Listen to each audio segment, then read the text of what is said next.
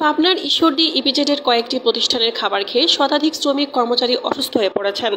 অসুস্থদের ঈশ্বরদী উপজেলা স্বাস্থ্য complex, Pabna general হাসপাতাল, রাজশাহী মেডিকেল কলেজ হাসপাতাল সহ বিভিন্ন হাসপাতালে ভর্তি করা হয়েছে। অসুস্থরা রেনেসা, নেকানো, অ্যাবা, আইএসএ, স্টিল হেয়ার সহ অন্যান্য কারখানার শ্রমিক কর্মচারী হিসেবে কর্মরত। শ্রমিকদের সাথে কথা বলে জানা গেছে, গতকাল ইপিজেডে তাদের কর্মরত প্রতিষ্ঠানের দুপুরে খাবার খেয়েছেন। রাত থেকেই তারা একের পর এক অসুস্থ হতে শুরু করলে স্বজনরা তাদের নিকটস্থ হাসপাতালে ভর্তি করে। ঈশ্বরদী উপজেলা স্বাস্থ্য কমপ্লেক্সের কর্তব্যরত চিকিৎসক উম্মে হাবিবা জানান, বমি, জ্বর, মাথা ব্যথা, ডায়রিয়া সহ বিভিন্ন রোগের লক্ষণ নিয়ে শ্রমিক কর্মচারী হাসপাতালে ভর্তি হয়েছে। তবে পানি বা ফুড পয়জনিং থেকে এমনটা হয়েছে বলে প্রাথমিকভাবে ধারণা করা হয়েছে। ঈশ্বরদী ইপিজেডের জেনারেল ম্যানেজার শহীদুল ইসলাম বিষয়টি নিশ্চিত করেন, জানান, বেশ কিছু প্রতিষ্ঠানের শ্রমিক অসুস্থ হয়ে পড়েছেন। আমাদের ইপিজেড মেডিকেলে অনেকেই চিকিৎসা নিয়েছেন, অনেকেই বাইরে হাসপাতালে ভর্তি রয়েছেন। এ বিষয়ে বিস্তারিত খোঁজখবর নেওয়া হচ্ছে, দ্রুত এর কারণ জানা যাবে। আসে হঠাৎ করে পাতলা পায়খানা আর বমি, কিছুতেই থামে না।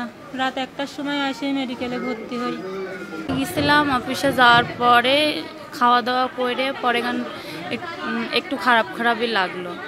পরে গান বাসায় আসি, আবার খাওয়া দাওয়া করে পরে শুয়েছি, দেখি ভোরের থেকে এরকম অবস্থা। তারপরে যে আজকে ডিউটিতে গেছিলাম, ডিউটিতে যাওয়ার পরে সকাল 12টার দিক দিয়ে আরও বেশি অবস্থা খারাপ। আর ওয়াইফ ওই পিজেডে চাকরি করে এবার কোম্পানিতে, তো ওখানে 2-3বার পায়খানা করছিল। রাত্রে বাড়িতে আসলো, আসার পরে আমাকে বললো, তো আমি বললাম চলো হাসপাতালে যায়। হাসপাতালে আসলাম, হওয়ার পরে ধরেন ওই অনেকটাই ধরেন অবস্থা খারাপ। পর থেকে আমার খুবই অসুস্থ। পরে আমি বলছি আরেকজনকে যাই, বলছি ভাই আমাকে ছুটি দেন তো আপা। উনি বলছে ওই সুপারভাইজারের কাজ যেতে হবে, ওই সুপারভাইজার বলছে ওই সুপারভাইজারের কাজ যাইতে হবে। পরে আমি আর চলতে পারি না, আমাকে এক মেয়ের সঙ্গে করে নিয়ে আসি, বাসায় রেখে গেছে।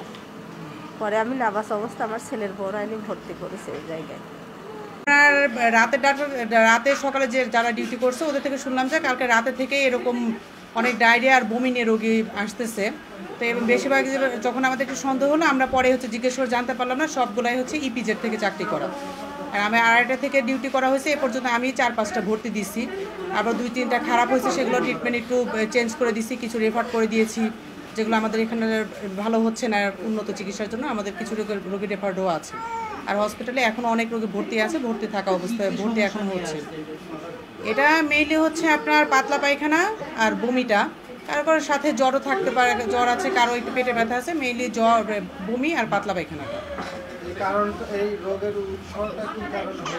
এখন আসলে তো ডায়রিয়া তো মেইনলি হয় মুখে কোনো কিছু খাবারের মাধ্যমে, সেটা পানি হোক অথবা কোনো খাবার হোক। এখন এটা আমরা এখনও ওইভাবে বলতে পারতেছি না, যেহেতু ওরা যেটা আছে একই ধরনের পানি খায়।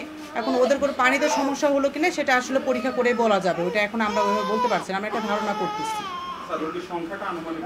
রোগীর সংখ্যা এখন ওইভাবে আমি বলতে পারবো না, কারণ আমি তো 2:30টার পরে আসছি। তো এখন আগে কতগুলো ভর্তি হলো ওটা রেজিস্ট্রেশন খাতা না দেখে বলা যাবে না। আর এখন আমার এত বেশি রোগের চাপ যে আমি এখন গণনা করাও আমার পক্ষে সম্ভব হচ্ছে না।